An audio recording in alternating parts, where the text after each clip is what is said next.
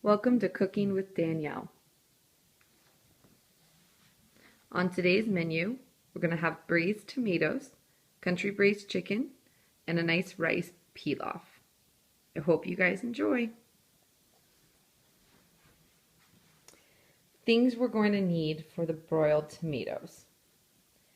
We're going to need a tomato, granulated sugar, whole butter, and fresh parsley. Since we didn't have fresh parsley, you can use a dried parsley. It won't really matter. We have our baking dish, sugar, tomatoes, butter, and our dried parsley.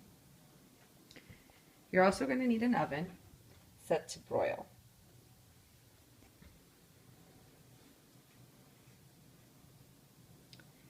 To make your broiled tomatoes, we're going to core out half of the tomato, sprinkle sugar on each half, place it on the broiler platter, and broil until tender. We're then going to drizzle with butter and garnish with parsley. It's going to make a great addition to our chicken. In addition to the chicken, we'll be having a classic rice pilaf. Things we're going to need for the rice pilaf are clarified butter, olive oil, onions, a bay leaf, rice, and chicken stock. I'm not a huge fan of the bay leaf taste, so we're going to omit it for this recipe. I'm also going to cut the chicken stock with water because of the extra sodium. So here's our water, chicken stock, finely diced onions. I'm using an olive oil instead of clarified butter, and our rice. The rice is going to go in our pot, and we're using 1 cup of rice and 2 cups of either water, chicken stock, or the combination. We're going to need those too.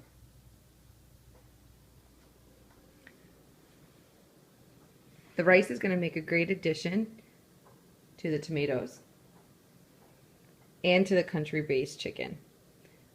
This will be my first time braising chicken, but I don't think it'll be too hard.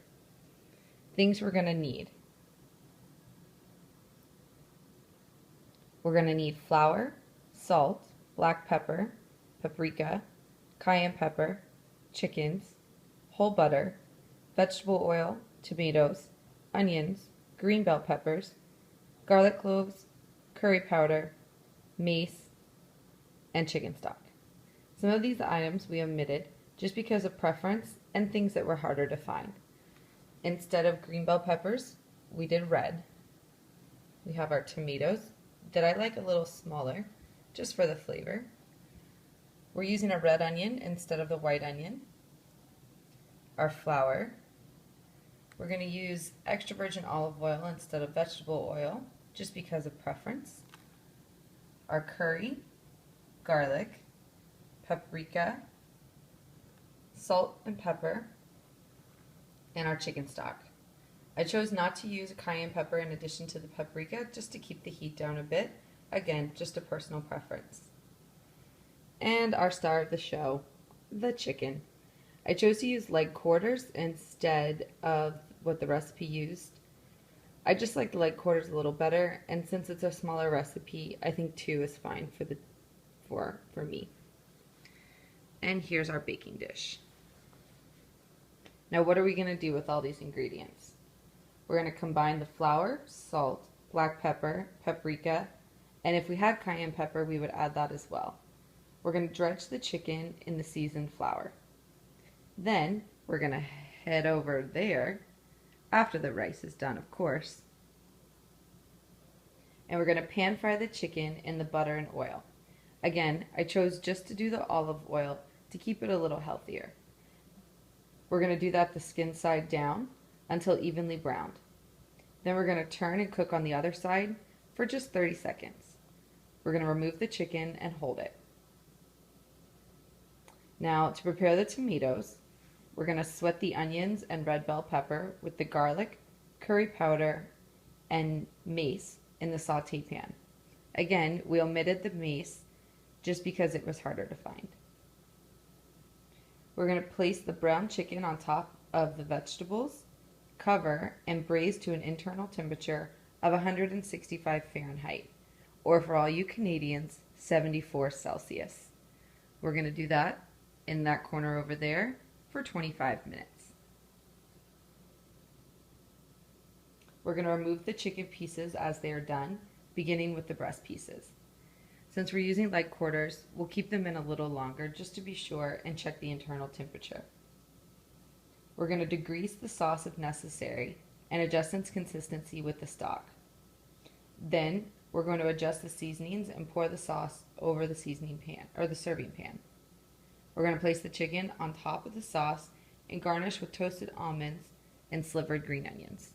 These are just a garnish, remember, so they're not necessary if you don't need them. So, say there were 100 people coming over. No problem. Here's what you would need. We're going to need more space because this kitchen probably won't do for 100 people.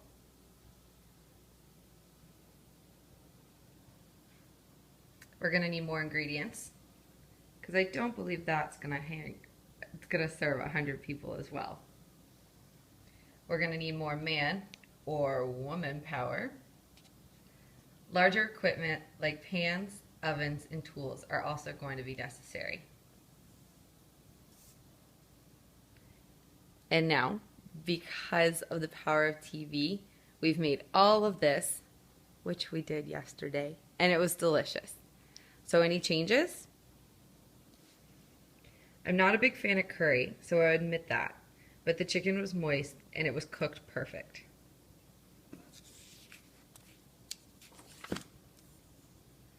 I'm also not a big rice fan, but with the butter and the subtle flavors of the onions, which I'm not a huge fan of either, but they were cooked perfect, and the combination with the tomatoes that were broiled and the braised chicken was absolutely amazing.